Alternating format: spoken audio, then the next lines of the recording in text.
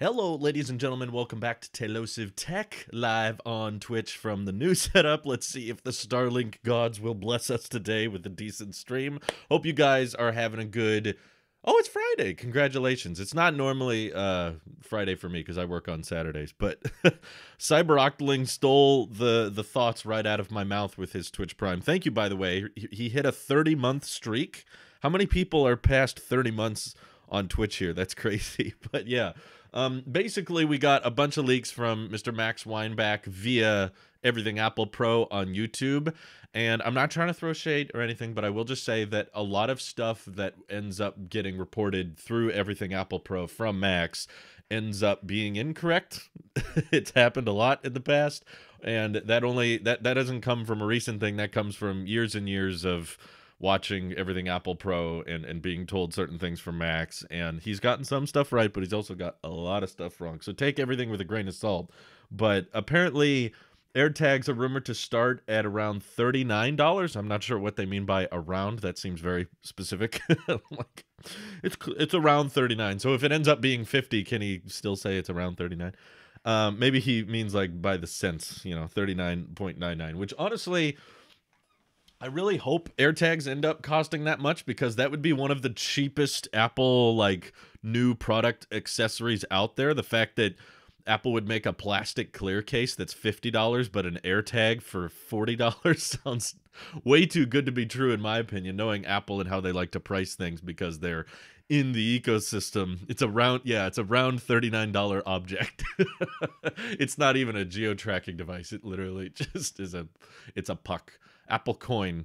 It's a Bitcoin competitor, and Apple's gonna enter the crypto market with physical currency.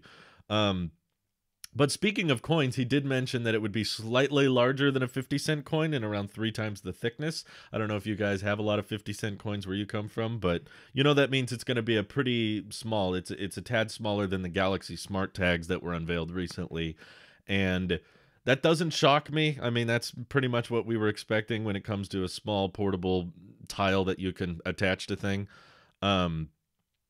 Let's see. And Corone 8 says, I think 39 is good, but 50 might be a little too much for most people. Whatever you think is a little too much for most people, that's what you should expect. I'm telling you, Apple has a track record of figuring out what is someone willing to pay for an accessory. Now multiply that by 1.5, and that's most likely what the price is going to be, because you got to remember, as great as Apple Silicon is, the Apple tax is still a real thing, because they will go the extra mile on little details to make it just that much better. And this logic applies with AirPods Max as well. It's like, okay, most people probably want to spend $400 or $350 on this thing, times it by 1.5. Okay, yeah, it's pretty close to $500, $550, around there. Not to a T accurate, but it works pretty well. My theory for the longest time that I'm surprised no leaker has made up, as many of them do, but my theory for a long time was that AirTags would, per device, end up being somewhat reasonably priced, but they would require you to buy them in bulk, or at least highly encourage it. Make it look like you would be stupid to not get it in bulk. So for instance, you can spend $100 on 2 AirTags, or if you just want 1 AirTag, it's like $70. So when you see those two things, it's like, well, it's only $30 more and you get twice as many AirTags. You should definitely go for the $100 pack. Knowing Apple and how they like to secure certain profit margins, I feel like they would be willing to sell AirTags at a lower price if they knew that you were buying more than one. But if they knew you were only going to buy one of them, then they would want to jack up the price higher. So, yeah. Mike was talking about the iPhone 13 colors as well, which I wanted to get into, but I wanted to cover AirTags as well. He said, I would love a matte black iPhone 13. I just wish they would go with the brushed titanium for the sides like on the Apple Watch. I couldn't agree more. I don't understand why Apple wants to keep using steel, or at least polished stainless steel. Having used the 12 Pro Max and the 12 Pro 6 months ago now? Or is it 5 months ago? I can't believe... Can you guys believe we're actually 6 months away from iPhone season again? The most recent reports are saying iPhone 13 is on schedule to launch end of September, which is 6 months from now, because it's end of March, so... Wow. just about 6 more months and we'll be looking at the new iPhone. But yeah, they keep using like this, they call it surgical grade, heavy duty stainless steel on the iPhones.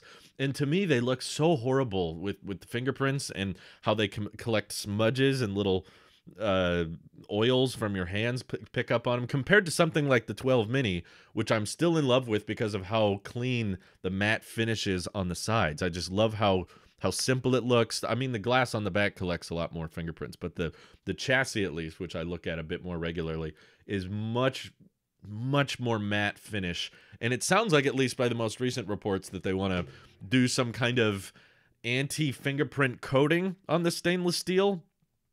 And I'm like, you don't need a custom specific anti-fingerprint coating, Apple. You just need a different metal. Just used matte. You can use matte steel. That's what they did with the iPhone 4. That had a steel chassis, but it wasn't all glossy, and that was more like the side. Again, why even use steel at that point, though? It just looks a lot like aluminum. And at that point, why not? If you're going to use a more higher quality material, I would love something like titanium, like they made some of the Apple Watches out of, because that's somewhat lightweight, but still pretty durable compared to aluminum. So I would love the kind of brushed titanium look that the Series 5 had. And I can't remember. Oh, yeah, there's still some. Are there titanium Series 6s? I legit forgot. I know they discontinued the ceramic one. You guys can remind me. But honestly, I think aluminum looks better than the polished stainless steel. And it's a shame that you have to decide where you want your fingerprints. It's like, do you want them on the back of the phone or on the side? So I'm glad that they're at least looking into addressing the fingerprint complaints. But yeah, I wish the easier solution, in my opinion, would just be choose a different material. I don't know, maybe for marketing reasons, they really, really like that polished, glossy look, because as much as I complain about how the 12 Pro is too similar to the 12 and the 12 Pro Max is, too heavy or too bulky, they seem to be selling really, really well. Apple seems to have, extremely good success with the glossy ones, and I have to wonder what is the root of that. Why exactly are people opting for the Pro when they have so little differences? And it might have something to do with the look. I don't know. I don't have a great collection of reasons as to why the 12 Pro and 12 Pro Max are doing well, other than just maybe that look on the website of having that polished steel on the side just looks infinitely more premium. And because of that, people want to opt for that because it says Pro, so that means it must be better. People don't know about the different megapixels. People don't know about the LiDAR. They just see Pro and think that must make it better. But yeah, hopefully they can go with titanium. I know it's a bit more expensive, but I don't know. I'd say it's worth it. Look at that naturally lit boy. Thanks, Mike. $50 coin. I thought it would be around the size of a dollar coin. Interesting. I don't know the difference, actually. I haven't looked at a dollar coin in years, to be honest. It's been a while. Just use titanium if you really want to use a premium metal. Yeah, I agree. Have you seen that the refreshed iMacs were mentioned in Big Sur beta code? I have. I want to do a video on that, on how split I am about it. But yeah, I'm hoping that Apple Silicon iMacs are coming sooner than we think. But also keep in mind that I'm sure, like, it's really not a secret that Apple Silicon iMacs exist. And finding out that an Apple Silicon iMac exists in Mac OS code isn't really a realization of anything. I hope people realize, because you understand iMacs are in Apple's lineup. And last year, Apple announced that they would transition every Mac over to Apple Silicon. So Apple has basically confirmed that there will be ARM-powered iMacs. That's a confirmation. That's not a speculative thing. We know they exist. We know that they will come out at some point in the next, probably safe to say, year. If we're going to be really careful, maybe say 2 years. I'd be very surprised if there were still Intel iMacs 2 years from now. Because Apple said that the transition would be done within a 2-year block, and that was at WWDC last year. So, yeah, finding out that there are Apple Silicon iMacs is not like a, oh my god, look, it's referenced in the code. It's just, yeah, it exists, but AirTags were also referenced in iOS 13 code way back in October of 2019. And here we are in end of March going into April with still no AirTags. So my point is, finding out that there's a reference to something in code really doesn't help us here. It's like, yeah, we know there's going to be an Apple Silicon iMac. We just don't really know what it looks like at this point. It's really just a question of how much bezel and what's the timeline. You know, is it going to be the 24-inch iMac next month and then nothing until the end of the year, and then the 32-inch iMac comes out? I'm kind of split on that timeline, because on one hand I would be really pumped to be like, oh yes, finally we're going to see what the Apple Silicon iMac looks like. But then if it comes out and then it's the smaller one and a bunch of us wants to wait until the big one comes out, then there's going to be an Apple Silicon iMac that's really cool and we're excited about, but we don't buy it because we want to wait for the good one to come out later. So that's just going to be taunting me all year. Like every time I go to apple.com, there's this really clean, futuristic looking iMac, but it's the 24-inch variant, and I'm waiting for the 32-inch variant, and I got to wait 6 months for that. If that ends up happening, I'm going to heavily consider settling with a 24-inch iMac, because I'm not going to wait. As soon as an Apple Silicon iMac is out, I'm going to have a very hard time being patient for a better one that comes out later in the year. Yeah, AirPower was referenced on boxes. AirPower was referenced in code, and that didn't come out. So the fact that Apple Silicon Macs are referenced in code doesn't really mean much to me. It's kind of like, yeah, we know it's coming. Shocker. Cosminator, thank you for the Twitch Prime.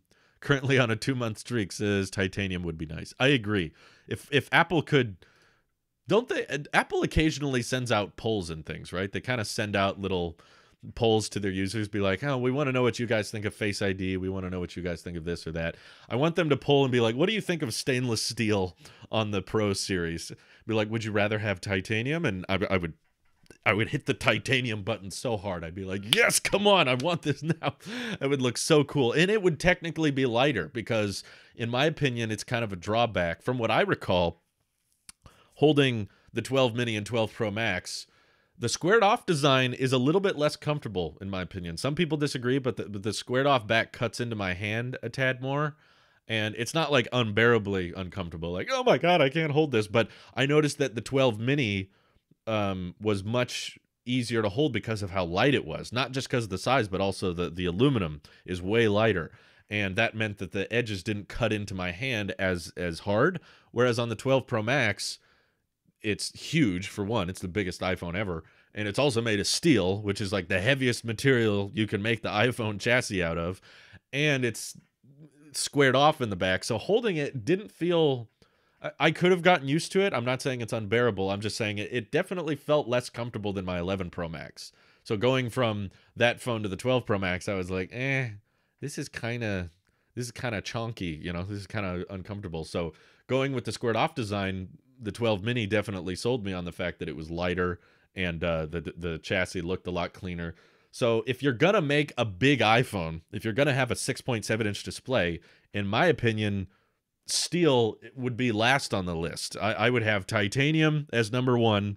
I don't know, maybe some type of like matte ceramic or something, or aluminum even would be up there. I wouldn't even mind if they wanted to go with an aluminum chassis across the board, even on the cheap iPhones and the Pro iPhones. I know that Apple probably wants the Pro iPhones to have some kind of iconic differentiating factor. But if anything, I would say give the glossy chassis to the cheap iPhones, not the little ones. But it probably cost more. So yeah, I'm not super happy with the excuse me, the choices they're making. But yeah, are you ready for the SN11 launch? Hopefully in 2 to 3 hours. I'm crossing my fingers. I hope I can actually watch this one live. I was really close to watching SN10 land live, but I can't plan my days around those launches. I'm sorry. Like, if they launch... I don't know what happened. Is there water here? I swallowed something this morning. I don't know what it was, but... I think a fly flew into my throat for some reason. It's like... Drew has bugs. Drew is running iOS 13. I was trying to watch the SN10 launch when was that? Last month? And we were running errands. The first one I was doing a live reaction to, but then it got scrubbed and they delayed it 2 hours. And then when it did fly, I was on cellular and I found like the 1 square inch of the town I was visiting that didn't have Mint Mobile service. Mint Mobile has been honestly really great. No real complaints with the coverage. It almost always has a signal wherever I go, but I found literally the one exact place that didn't have a signal and it wouldn't load the live stream. And then we drove like a couple blocks away and found a connection, and then I saw it landed, and I was like, oh dang, I missed it live. But it's a place we like never go to as well. It was like we were dropping off a present at a friend's house for their birthday, and we were all masked up and everything, but we weren't even staying. We were just kind of dropping it at their house in that parking lot, which we don't visit that person very often, but that one parking lot was the one place I didn't have Mint Mobile. Anyway, I wish I could get Sam Cole's internet provider. Oh yeah, he's got I think it's AT&T, which has fiber in some cities. He lives in a major city. I love his new background though. I don't know if I've talked about that live, but his new like big window he has right next to his office, and he can see out and see like a street and cars driving around and stuff. That was really cool. I don't know if I would do that because of how many people have tried to dox me, but I like having my desk near a window. I was just opening the curtains this morning, and the flowers right outside my house are kind of blooming. So I was like, oh, it looks cool. Anyway, this isn't tech related. Forget that. We're going to talk about tech because that's the manly things to do. I want basic performance, big screen Macs. Why don't Apple make them? I think that's the 27-inch iMac. But yeah, once the Apple Silicon iMacs come out, there's a good chance the screen size will increase by. There were some references that people were making of 32-inch iMacs, which I think makes sense given the Pro Display XDR is 32 inches and thin bezel, so footprint-wise it isn't much bigger than the 27-inch iMac. It's just thinner bezel. But iPad on a stick, yeah, we're all in favor of that. Many Dinosaurs says, do you think the rumors that the 13 series will have underscreen Touch ID? If so, would it be on all models or only the Pros? I'm looking to get a phone in December, and I was going to go for a 12 Pro, but if the 13 has a fingerprint, I might spend the extra money for the fingerprint reader.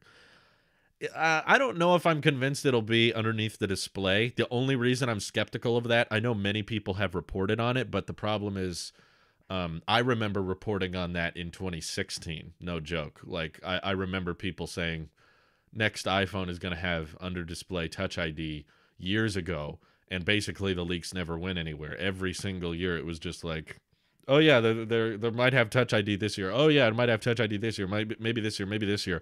And every single year I've heard the same thing, and it hasn't happened. So I don't care who's saying it. I don't care how credible the leaker is. Whenever they say something and it's consistently wrong year over year, I'm less inclined to believe it. I'm less inclined to think, oh, maybe this will be the year it happens, because for the past 3 years they said it would. Most of the time when there's some kind of leak like that ends up being wrong over and over and over again, it makes me less susceptible to believing it after, which is kind of the situation with under display Touch ID. The only reason I might budge and say that there could be Touch ID on the power button this year is because I know that Apple loves Face ID, and I don't think they want to ditch Face ID, and they want that to be the primary biometric, but they realized that during the pandemic, Face ID was kind of a big inconvenience for people because obviously it didn't work with your mask on, so having a fingerprint reader would have been of big help. Now, by the time the iPhone 13 comes out, there's going to be quite a large number of people that have been vaccinated, and hopefully, I don't know for sure, but hopefully there's a decent amount of return to normal by then, and maybe there's less of a mandate to wear masks or less of a expectancy to wear masks. So that makes me think maybe Apple's deciding it's not worth the time and energy to put some fingerprint reader on the phone if people aren't really going to use it by the time they get it. But yeah, I think that Touch ID should come to this year's iPhone.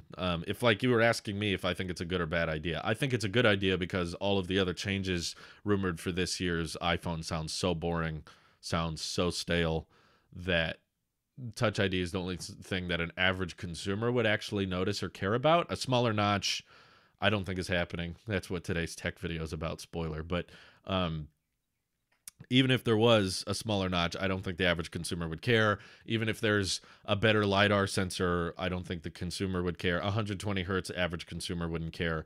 All these things that we're talking about for next year's iPhone are not very advertisable things. They're not things that would jump out in an ad the way right now Apple's doing 5G on everything. The 5G is the greatest thing ever.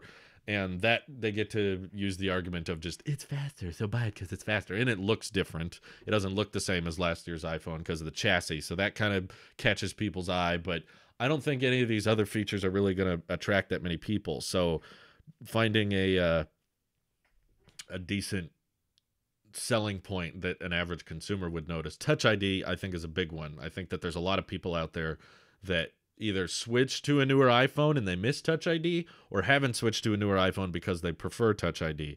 I've seen a ton of people still still wanting Touch ID to come back, and they've done it on the iPad Air in a somewhat affordable way. Doing it underneath the display, I think, is a tad more expensive. So yeah, I'm not sure. If you repeat it enough, it comes true. So at this point, I mean, I can't be the guy to tell you that for sure it will or won't have it, but I'm just telling you my thought process with it of like, it would make sense for them to add it back even if we've returned to normal and there's less people wearing masks. It would still just be a decent selling point of like, oh, do you want Touch ID? You want Face ID? Now you can have both. I feel like that in an ad would probably catch a lot of people's attention. They were like, oh, I don't like Face ID, so I can still use my fingerprint. Cool. Now I can upgrade. But I still think they would put it on the power button because that would make it feel like a backup method. It would make it feel like the secondary Touch ID sensor. Worry how to differentiate iPhones once we're in the age of notchless phones. Oh yeah, phones in general, not just iPhones, rice sandwich. Like differentiating Androids from iPhones is going to get really, really hard if they all get rid of camera holes and notches. They're all going to be the exact same screen, just with different OS. But no, I don't think they would do it on just the pros. You asked about that. I don't see Apple making a biometric some type of exclusive. Well, I mean, I say that, but they do it with the iPads, I guess. The iPad Pro gets Face ID, iPad Air doesn't. So maybe that's not too crazy of an idea. For some reason, I feel like the iPhones are different, and because the iPhones are different, they wouldn't do that. Like, not with, like, the same generation. Like, if it's Face ID on, well, I keep finding examples that discredit my point. I was like, whenever they release all the iPhones in 1 year, they want them to have the same biometric. But then I was thinking, that's not true at all, because when Touch ID came out, they released the 5S and the 5C, and the 5S had Touch ID, but the 5C didn't. And then when the iPhone 10 came out with Face ID, it also came out alongside the iPhone 8 and 8 Plus, which both had Touch ID. So I don't know why my thought process is no, they wouldn't make it a pro feature, because in the past it seems like every time they introduce a biometric, they leave the old biometric on one of the models. So maybe that does make sense. Maybe I just changed my mind on a subject, because I'm thinking back at their history, and there have been several times they've been like, okay, this phone can have both, but this one won't. So who knows? Maybe this year they will decide that the Pro iPhones get Touch ID and Face ID, but the regular ones don't. And that would be a pretty decent selling point. Huh. Maybe. That might make sense.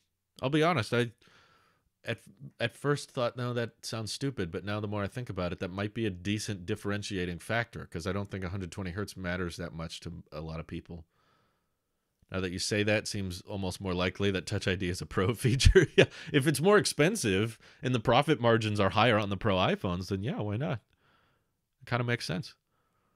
I think the smaller notch would be a pretty big deal for average consumers. Oh, you don't know the people I know.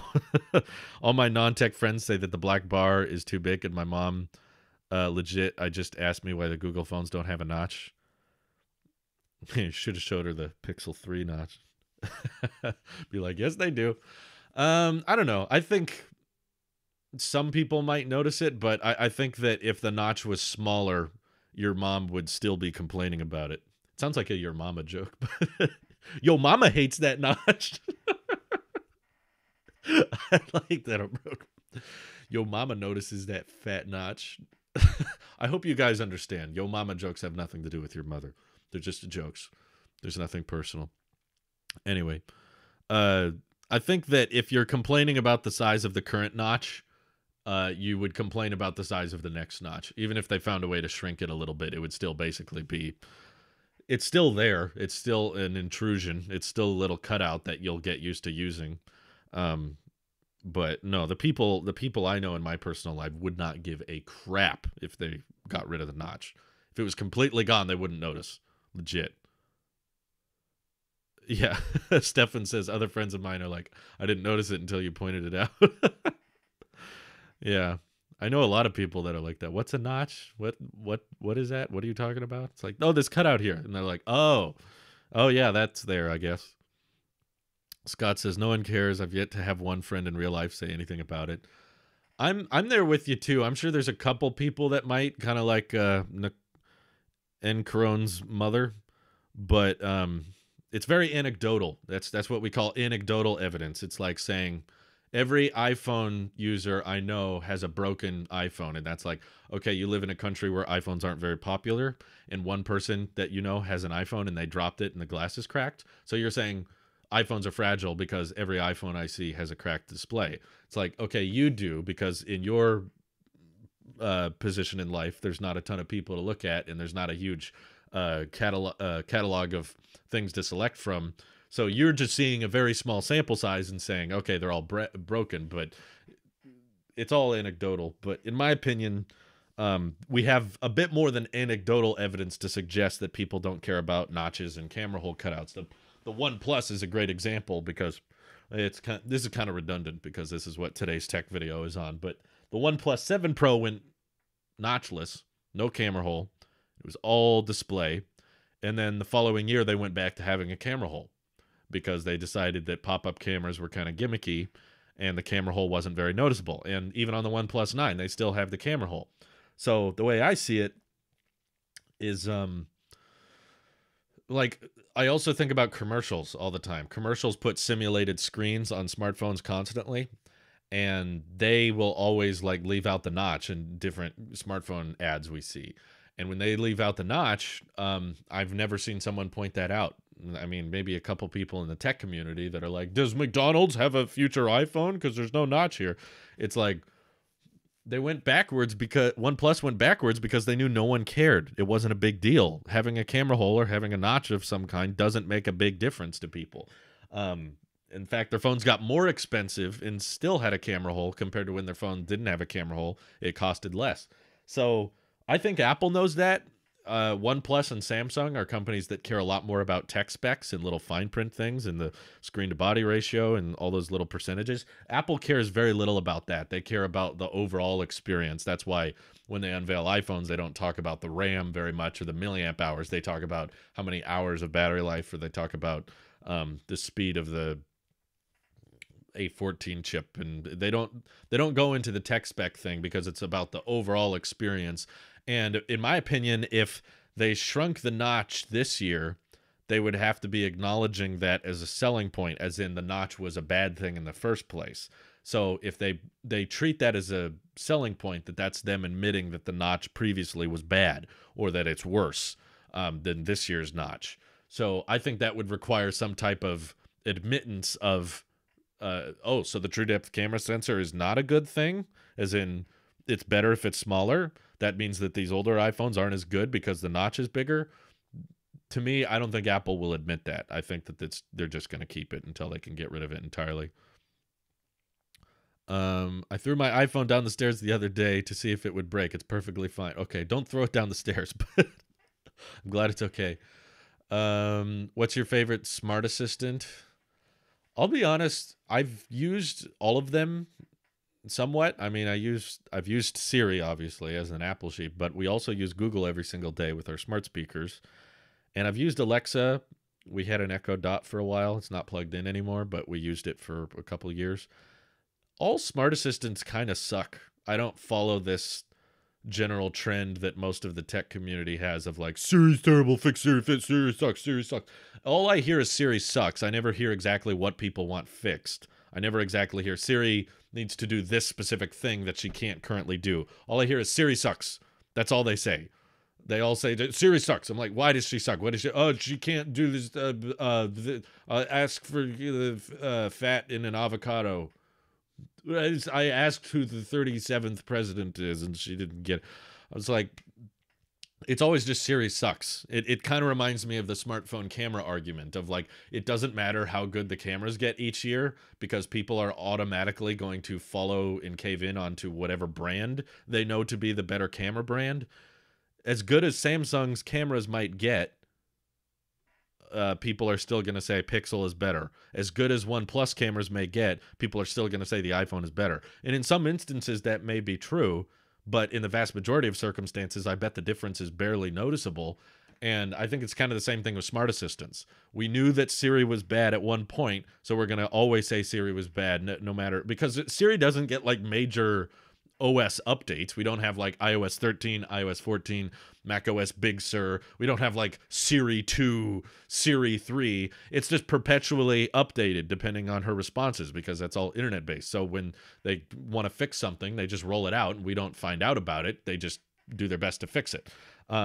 Apple Maps is another good example. I use Apple Maps for everything and it's worked great. I'm very happy with Apple Maps and I have lots of friends, given I'm an Apple sheep, so I have Apple friends and stuff, but I have lots of friends that only use Apple Maps and they're very happy with it. But because it had a bumpy launch, people are always and perpetually convinced that Apple Maps sucks. Apple Maps must be bad.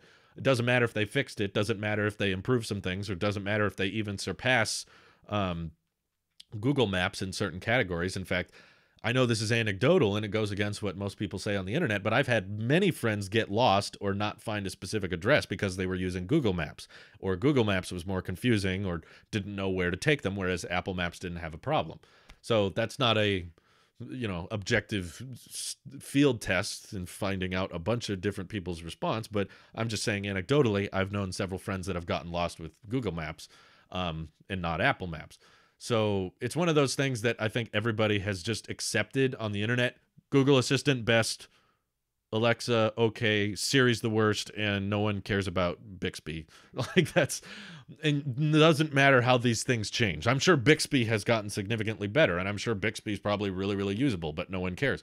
And I bet the Google Assistant has, of course, gotten more capability and gotten better. I imagine Alexa has improved, and I'm sure Siri has improved. In my opinion, there's not a drastic difference between all of them. All of them cover the basics pretty well. You can pretty much tell all of them to set a timer, to set an alarm, to play music. In my experience in reviewing all of them, I don't notice one being substantially better than the other. They all kind of do the same crap, and they all kind of can't do the same crap.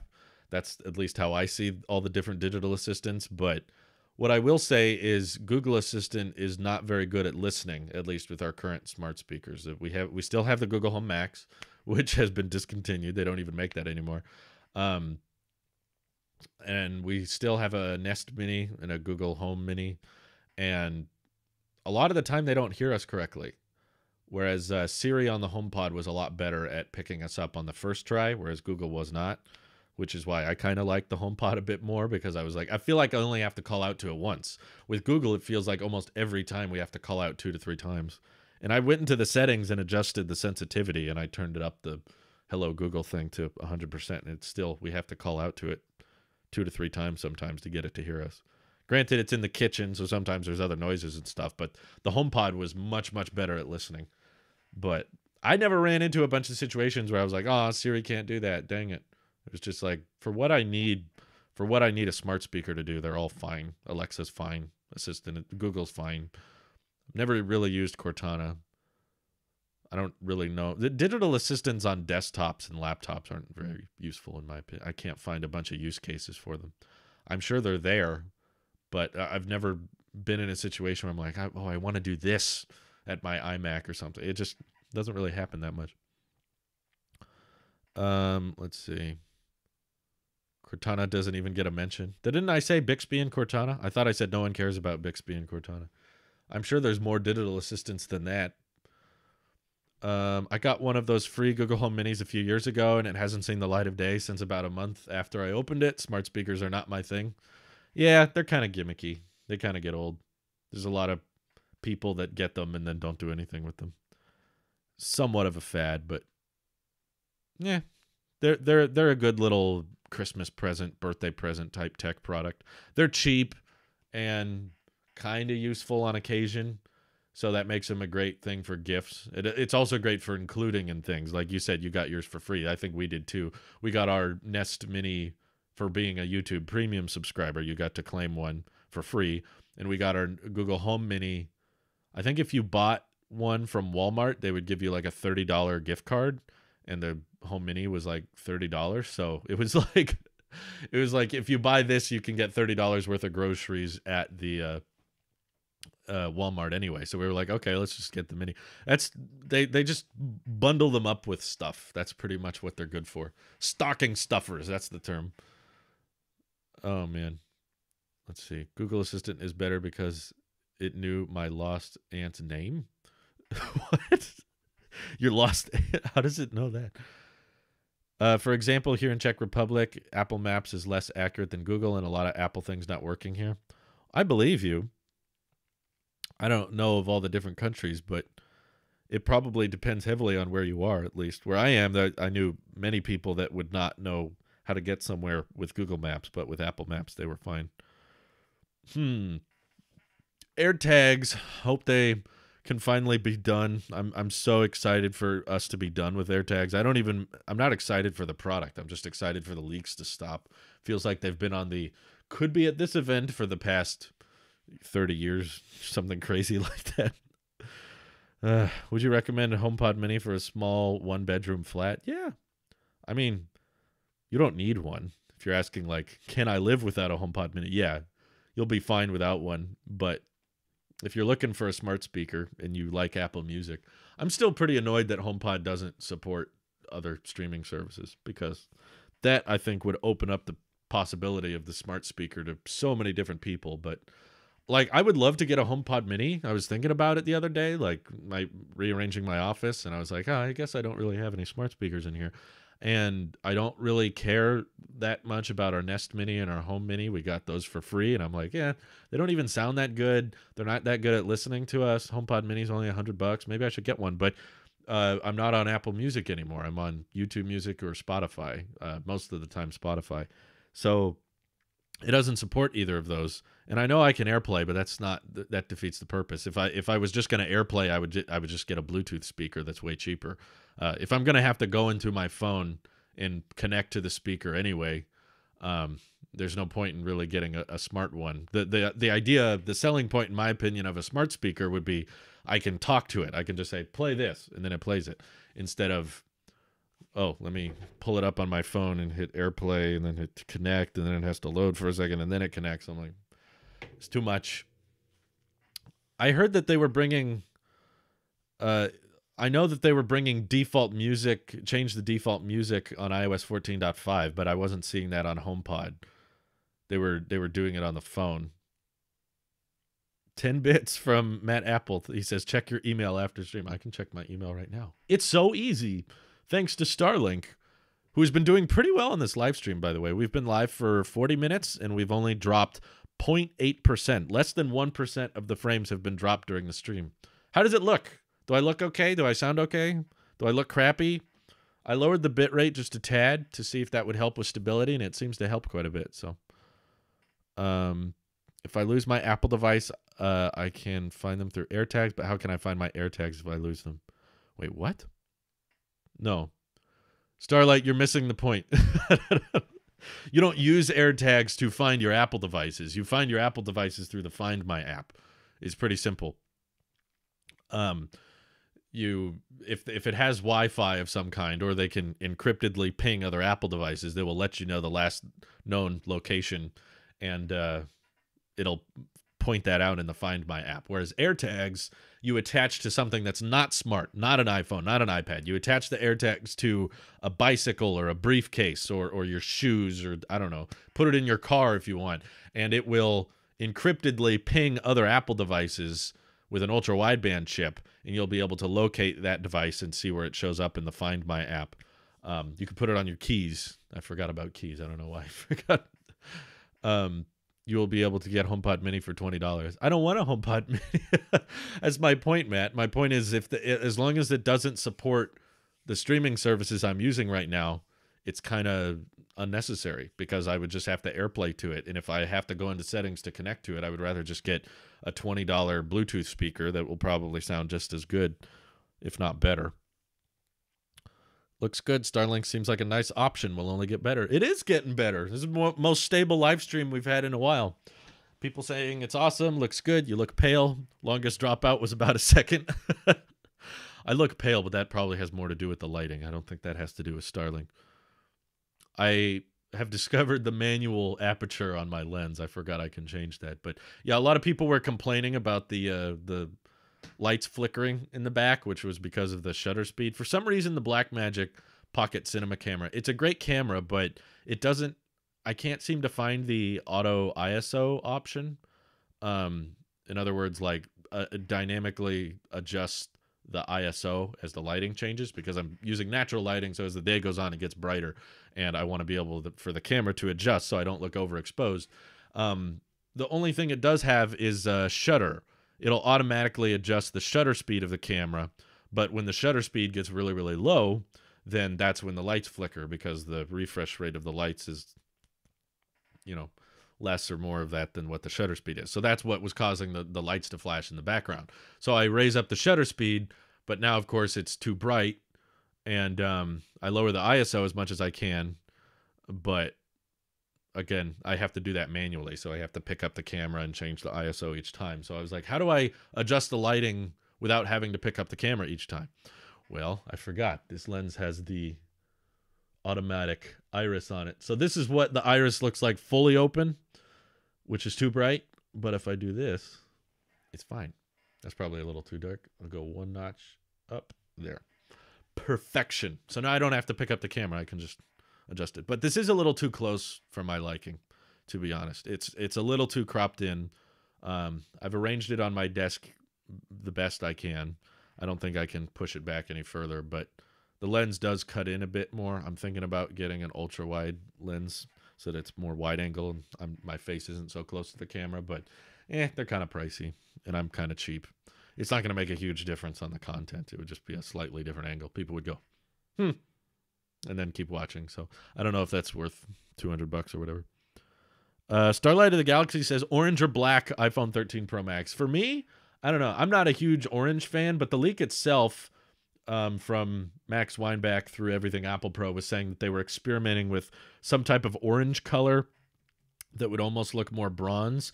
But he said that that is just a test and it might not make it to production, which to me makes it kind of a pointless leak. It's like, okay, so that could happen and you could say, see, I was right, or it could not happen and you could say, well, I said it might not come out. So it's kind of like a leak that you don't want to put much weight into because you're like, it might happen, it might not happen. So I don't know. Maybe if they made like a bright orange, vibrant iPhone, I still wouldn't want it. I don't know. Orange isn't really my color. I've seen bright orange phones before. I never really dug the look. Sunset red. I don't know. Maybe there's a way they can make it look good. Sometimes I'm not interested in a color, and then Apple finds a way to make it look appealing, and then I'm like, ooh, that looks pretty good. But I could see it selling pretty well. I mean, I would rather have a bright, vibrant orange over like purple, which they did last year. Or I hate the red they chose for the 12 this year. Oh my God, it sucks. I was visiting some friends a few months back, and they had a red iPhone 12, and I finally got to look at it, and I was just like, oh my God, this is disgusting. The aluminum is fine, but now I'm seeing reports that that's like rubbing off, or the paint's not as strong, which had me worried because I was like, oh no, is the paint gonna rub off on my Series 6? Thankfully, it hasn't. This looks fine. The metal part is fine, but it's the glass. The glass red on the back is so pink. It's so obviously pink. And on the pictures on the website, they make it look super red. And then you see it in person, and it's salmon. Yeah, the salmon color. It's so gross. I hate that color. And I also didn't really care for the red on the 11. I thought it was a little too salmon as well. The red from the 10R is my favorite. That was probably the best looking red. But ever since then, they've been... I don't know what you're doing, Apple. Messing with the pigments. Messing with something. I don't know what they did to that thing, but they screwed it up. Maybe it's cheaper. I had a theory about that. I was like, maybe if they make it not as red, they don't have to use as dark a dye or something. I don't know. Matt donated 10 bits. He says, I'm going to start making the recycled Tesla model this weekend. I'm using recycled solder to cast them. Well, time yourself, because time is of value. I don't think the die-cast Teslas are expensive, but I do think it would be cool to see what you could come up with. Cherry red. Yeah, that's the way to go. If I'm not mistaken, in Europe, the HomePod are sold only in UK, Germany, and Spain. Oh, I don't know that. But yeah, I know the HomePod had limited markets, and there were a lot of people upset because when they discontinued the HomePod, there were a few countries that were like, we never even got the HomePod. What the heck? They discontinued it before they even brought it to my country. It's like, come on. Drew, since there's most likely a chance we're not seeing a WWDC announcement today, do you reckon next week? Yeah, it could kind of happen anytime. I'm kind of surprised it hasn't. Last few years, we've gotten quadruple UDC announced in March.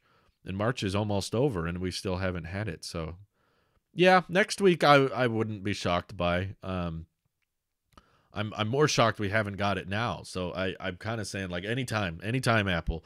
Which, honestly, I'll keep you guys in the loop on this because I want people to be aware of it. There's a chance I might not be able to cover quadruple UDC, at least live this year. I'll cover it eventually. But so the last Apple event in November, I was on my anniversary trip, which we had planned well in advance. And I was told by a certain leaker that was very confident that the event would be on a certain date, and I thought it was going to be after our anniversary trip, so I was like, oh, okay, cool. I won't have to miss anything. And then it was announced, the leaker was wrong, and the event was going to take place right in the middle of our anniversary trip. So because it's my job, and of course because covering Apple events normally brings a lot of traffic to the channel, that's a big part of my income every year. Covering every Apple event takes up for a fairly large chunk of whatever I make each year. So that's why it's kind of important for me to cover it. And I watched the Apple event. We did the live broadcast. We met up with Randy. Oh, no. Starlink's looking for satellites. Come back. Let's see if it'll bounce back. One sec. We have a dropout. Okay, it's back. Cool. There was one. That bumped us up to 1.3%. Sorry. Starlink was looking for a satellite. He got lost. Oh, no. Should be back now. So we're in the middle of the anniversary trip, and we had to drive 45 minutes to Randy's place to be able to cover it, and then I recorded it, and it basically took up the entire day in the middle of our vacation, and I was very upset because the event was pretty boring. The M1 chip is cool. I was in love with the M1 chip, but it was not a good event subject, in my opinion. It was very, very difficult to just watch a 40-minute live stream of, oh, it's faster now. It's much faster. It's way faster than the old chip. There was nothing to show. So the whole event was just us looking at charts. The entire live stream was just, it's 3 times, 4 times, it's faster. Here's a chart of the old chip. Here's the new chip. So as an event, it wasn't very interesting. And by the end of it, I was pretty annoyed because I was like, this was supposed to be our time away from work. This was supposed to be our vacation. And because it basically took up our whole day after we were driving back from Randy's place, we were like, let's never do that again. If there ends up being an Apple event in the middle of a trip or in the middle of something not work related, I'm just going to miss out on it. No, my wife was aware of it. She was fine with it. I didn't jump on I didn't suddenly say, hey, we got to cancel all our plans today. She worked on the trip too. She worked for 3 days on the trip as well. But I just worked that one day. So we were both working on the trip, but in hindsight, we were like, I don't like being on vacation and then having to jump back into work again. It was kind of frustrating and annoying. So I wish the event would have been later. And this year, we have a lot going on in my personal life this June. For one, we have my buddy Ross from the Air Force moving back, but what's taking up more time is my parents are going to be moving out of state this summer. So we have dates set for that. We have, U-Hauls rented, and we have a place that we're going to stay when we visit. We're going to be gone for about a week this June. And I don't know when quadruple UDC is going to be. I hope it's the 7th because I'm free on the 7th. This is happening mid-June. I don't remember the exact dates, but basically we want to be able to, like, I'm long lasting friends with this friend of mine that's coming back from the Air Force, and we want to be able to have this like camping trip with my parents, who I'm very close to and they're very close to. We want to have this kind of group family camping trip this summer, and there's only going to be a few weeks between when my buddy Ross gets back and when my parents are moving, so it has to kind of be at that right time. And if quadruple UDC takes place during the time where we're helping them move, or it's during the camping trip, I'm just gonna say can't do the event, guys. I mean, last time I prioritized Apple and their event over my anniversary trip with my wife, and I regretted it afterwards. I just felt stupid, and I felt like it wasn't worth it, and I felt like the event was lackluster, and I was just like, that was dumb. If I could do this again, I would have just missed the event and said, sorry guys, I'm not covering it. So that's the situation we're going to come into. Obviously it would be nice if I could just cover the event, because the event takes place at a different time, but we don't know when the event is going to be. So I'm really, really hoping it's June 7th. That's why I made that funny little tweet about it. Like, if it's not on June 7th, I will drink water. But really, really hoping it's the first Monday of June. That's what it typically is. So last time I took work over personal life. This time I'm going to take personal life over Apple. And this could be a huge event. That's what has me kind of nervous. I don't want to miss it. I don't want to not watch it live, because, you know, what if they unveil the Apple Silicon iMacs at this event and I don't get to capture my reaction to that or document that on the same day? I mean, obviously I would talk about it when I get back from my trip, but I don't know. I really don't feel like taking my camera and computer with me. I don't want to do another one of those like vacation / work trips. So it'll be tough. I don't know. Really, really hope it doesn't happen. So if it's on June 7th, we're good. Nothing to worry about. If it happens on June 7th, I can cover it live. I'll do my live reaction and everything. Nothing to worry about. And I can also just take some time off to help my parents move and stuff. We're going out of state. I don't know if they want me announcing to the world where they're moving, so that's why I'm not saying exactly where they're moving, but they're moving a long way away. They won't be nearby. Let's put it that way. So it's going to take me a while. I have to drive the U-Haul truck. So I'm going to be the truck driver for well over 14 hours of driving. It's going to be big. 10 bits from Matt Apple says, new leak from Gurman on Apple Watch Explorer Edition. Didn't he say more rugged? That's what I heard. I didn't hear Explorer Edition. I think I saw that report. Let me see. That would be on 9to5Mac, right? More rugged. Oh, no, you're right. You're right. My bad. He did say Explorer Edition. That was like 8/17. That wasn't long ago. They're just calling it Explorer Edition. They don't really know what it's going to be called. I don't know. I need to see the article. What exactly would the difference be? What do they give it, like a plastic chassis that's really easy to swap out if you want a more durable one? Like what? Oh, this is Bloomberg. That makes sense. I guess Mark Gurman writes for them. Similar to the G-Shock watch. The idea of the rugged watch model is it would feature a rubberized casing that is perhaps not so elegant to look at, but would be less prone to scratching and damage. I don't see that happening, to be honest. I think Apple would rather just sell you a case. If you want a rugged Apple Watch, just buy a little rubber plastic case that you can put on the aluminum model. I don't know. That maybe, I mean, wouldn't be the dumbest thing they could do with the Apple Watch line. I mean, they're kind of out of ideas with what to do with the Apple Watch, to be fair.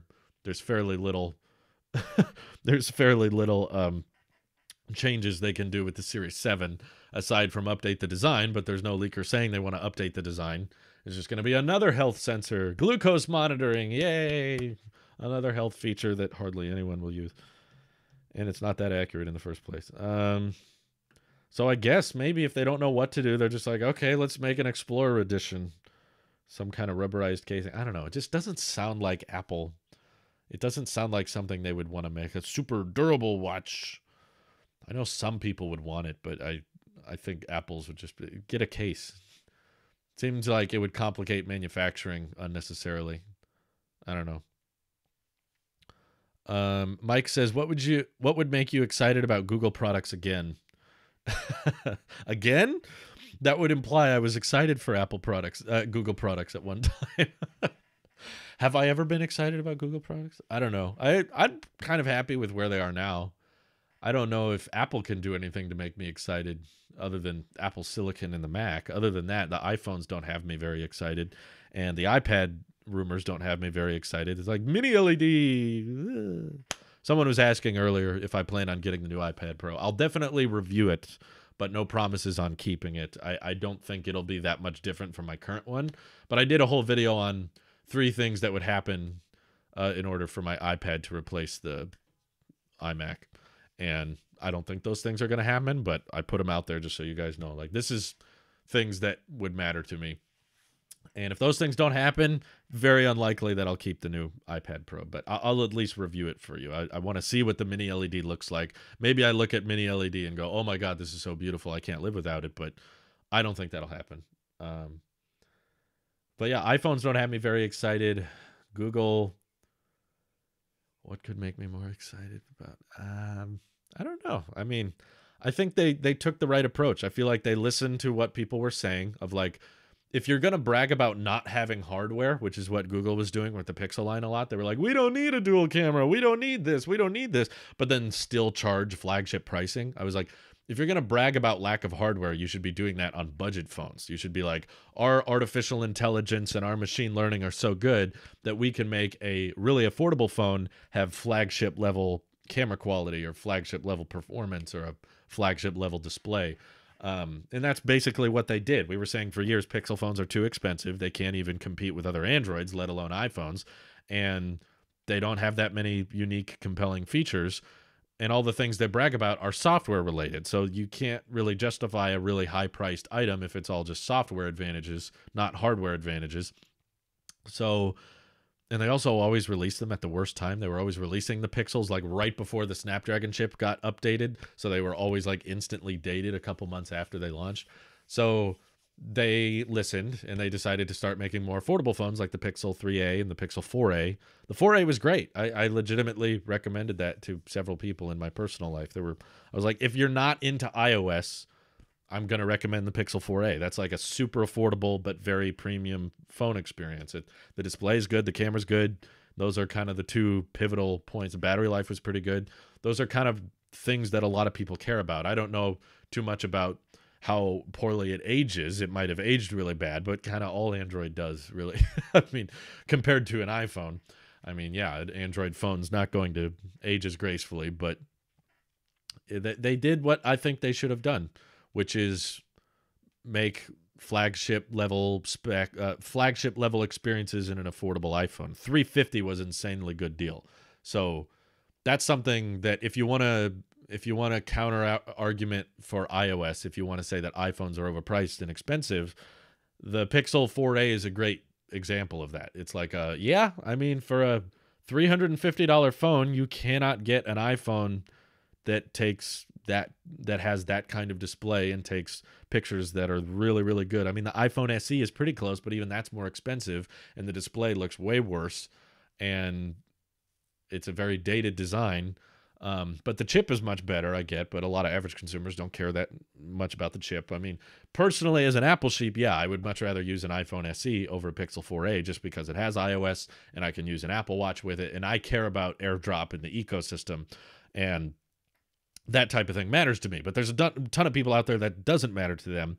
They don't care about the ecosystem. They don't care about watches. They don't care about AirPods. If they just need a phone and they want a good one for a good price, 4a is really, really solid. So what can Google do to make me excited? I don't know. I guess if they wanted to re-enter the flagship department with more premium hardware, I don't even know if that would make me excited. That would just make me slightly curious. Like, the Pixel 5 had a few cool things, but to me, like, if Google kind of poached a bunch of Samsung and Oneplus employees and figured out how to make hardware on caliber with Samsung and OnePlus, but still had all of the great software advantages of stock Android, and, you know, Pixel has a dozen little features that they don't give to stock Android, like the phone called either duplex or the you can put someone on hold, and the image quality is really good with the pixels, and the AI in the portrait mode and stuff is really impressive.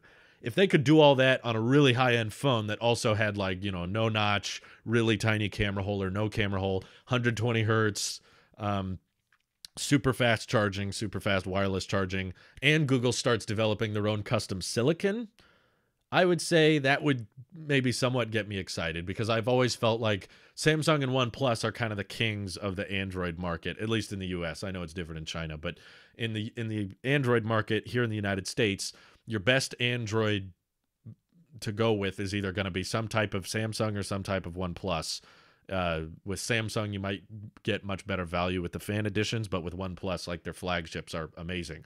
Like, I was just thinking today, if I had to switch to an Android, I would definitely pick the 9 Pro, because I love that fast wireless charging, and I like the display, and I like the camera quality. Looked great to me, but that would be my go-to over a Samsung. But the issue those two companies keep running into is they have to do their best to coexist with Android, right? They have to do their little OnePlus skin, and Samsung does their little skin, and Samsung wants to sometimes use their apps and sometimes use Google apps, and they kind of go back and forth with each other. Whereas Google wouldn't have that. Google would be able to iron out everything from the ground up and have all of their great Pixel software advantages. Oh no, Starlink is lost. Give it a minute. Starlink, come back. You can do it. You can put it all on me. There was something. There it comes. Sorry. Give it a moment. She's back. I don't know why Google decided to release the 5A, because the 5 is a mid-range flagship. Wait, did they release the 5A? I don't remember the 5A even coming out. Is that just the 4A with 5G? That makes sense. I guess they wanted the 5G modems or something. It's back. That bumped us up to 1.9% of the stream. Still pretty good, but yeah, we should be good now. Anyway, Google has all of those Pixel software exclusives to Android, and they wouldn't be coexisting with another. OnePlus has their own version of this app, and OnePlus has their own version, but Google has this version. So it feels like OnePlus and Samsung have to kind of share platform space with Android, whereas Google doesn't have to share with anybody because they own Android. And I don't think Google has so much money, and they're such a big company. If they wanted to take advantage of their own, if they wanted to compete with Apple, they should start developing their own custom silicon and make, like, the G series of chips, you know, like the G1 chip, and it's like on par with the A14 chip, and they're putting that in their flagship, and they're giving it many, many years of software support. That, to me, would be like, okay, Google's serious about this. Google actually wants to be a major player. Right now, it doesn't feel like they want to be a major player. It looks like Google is going for minimum effort, maximum profits with the Pixel line of just like, how do we put in as little effort as possible and get as much money out of this as possible so that we can say we're in the phone industry, but not like trying very hard. So you can keep making your budget phones if you want, but making some kind of high-end flagship with high-end specs, but also good software and decent hardware. And then I would be like, okay, this is like the Google version of the iPhone. It'd be kind of cool. But that's not what they're doing. Oh, well. Will you buy OnePlus watch to try it with your OnePlus 8? Nope. Mentioned that in the OnePlus video. I don't need to review it to tell you what I think of it. I summed it up in the video, and I don't think reviewing it would change anything. But Matt, thank you for the 20 bits. He says, sing a song for 5 seconds. I've already done this. What do you want me to sing now? 5G. 5G is a scam. Thank you all for watching. Hope you have an excellent rest of your day. Take care. Tech video coming up soon. Bye-bye.